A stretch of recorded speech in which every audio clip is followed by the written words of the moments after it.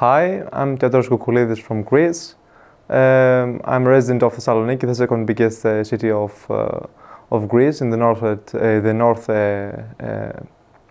state of Macedonia. I'm a psychologist actually, and I have a bachelor in psychology and in fine arts of Aristotle University of Thessaloniki. Obviously, it's something well known that cognitive impairment is the basic effect of multiple sclerosis. However, this is a little bit underestimated for me the last decades.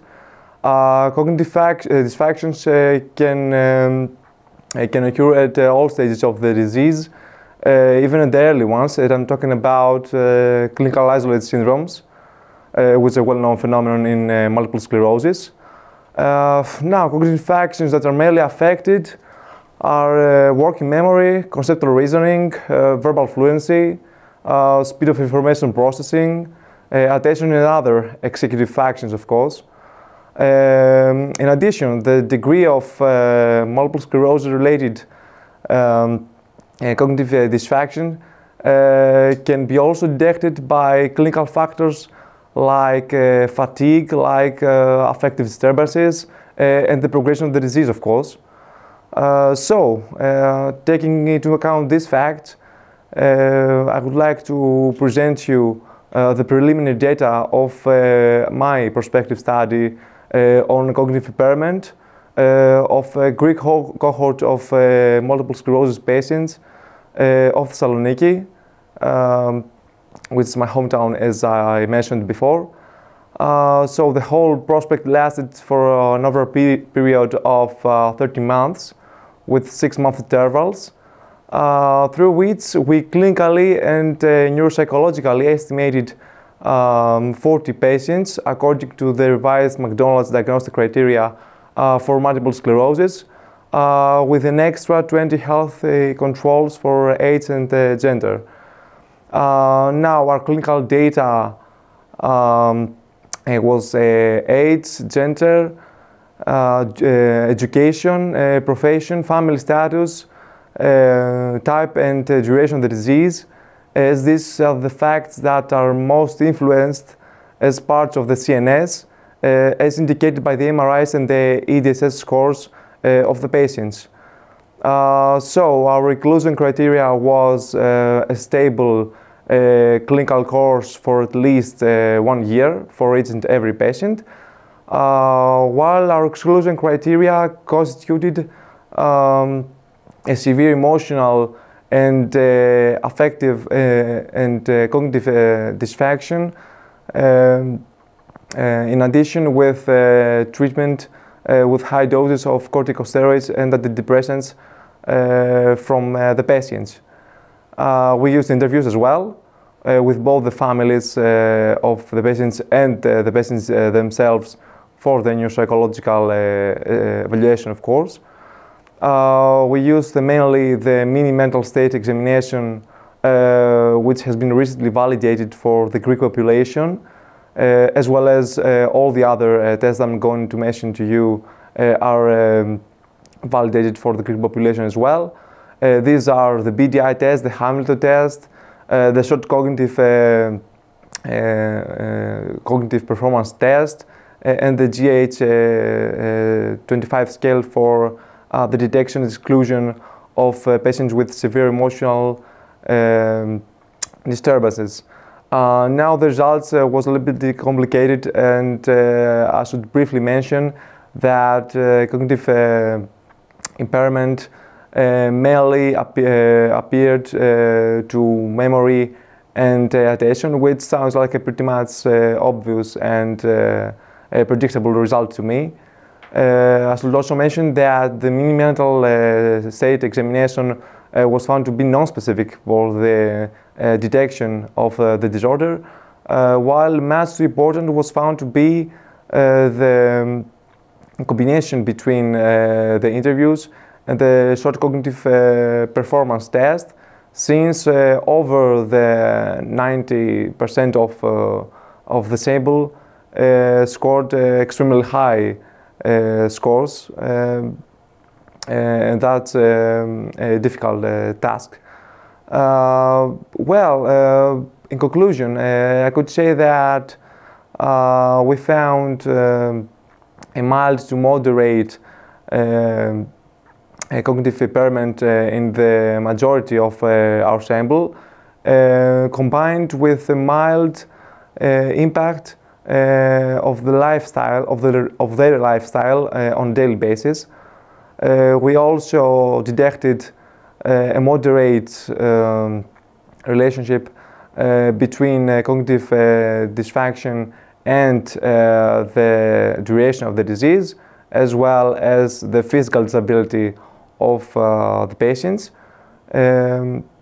While we also found a strong moderate correlation between cognitive impairment and the type of multiple sclerosis, as well as the MRI findings. I'm talking about atrophy or lesion load. I should also mention that in the spectrum of individualization of the patients and the type of drugs that we are trying to provide them in order to improve their physiology and their quality of life, we ought to further statistically analyze our clinical data in the foreseeable future, because this study it may be complicated, but it may be complete, but for me it's not ultimately fulfilled. As far as my ambitions are concerned, I seek to have a master in clinical neuropsychology, and after that I want to study for a 3-year duration of 3 years, a 3-year doctorate of our university, in order to aim for the position of the assistant professor, which it's not an easy task. It has to do with emotional, with presentational, educational, all the skills, and I'm self-confident that I got this thing. So, in addition, why I do the research in the field of neurology and multiple sclerosis. I'm a psychologist actually, and psychology it has to do more with anthropology. They are both more theoretical fields. So we're talking about behavioral intervention in the quality of life of the patients. So we support our ideas according to theoretical constructions and models, but that's not enough for me. You got to have some more practical, and that's what psychiatry and neurology provides to us. Neurology specifically encompasses both the psychological aspect and the study on the neuron system and its activities and the way it affects the behavioral mechanisms of the patients. Furthermore, neurology right now, as we know, is one of the most developing and progressing and promising fields, scientific fields out there, and I'm talking about the professional, the financial, the educational, maybe the social viewpoints. And last but not least, multiple sclerosis specifically appeals to me because it's not only an all too common neuropsychological disorder, but there is a personal viewpoint, personal dimension for me, because many familiar faces of mine, including my mother, are multiple sclerosis patients. So I have witnessed the effects of multiple sclerosis, and that provides me an extra motivation in order to investigate and perceive the way the current disease affect our quality of life and perceive the mechanisms of the neurosystem, not of my family, but of the current patients in overall. So that's me, that's what I got to say. I'm glad to participate in this Congress, and I'm willing to be here in the foreseeable future and in the forthcoming years. So thank you.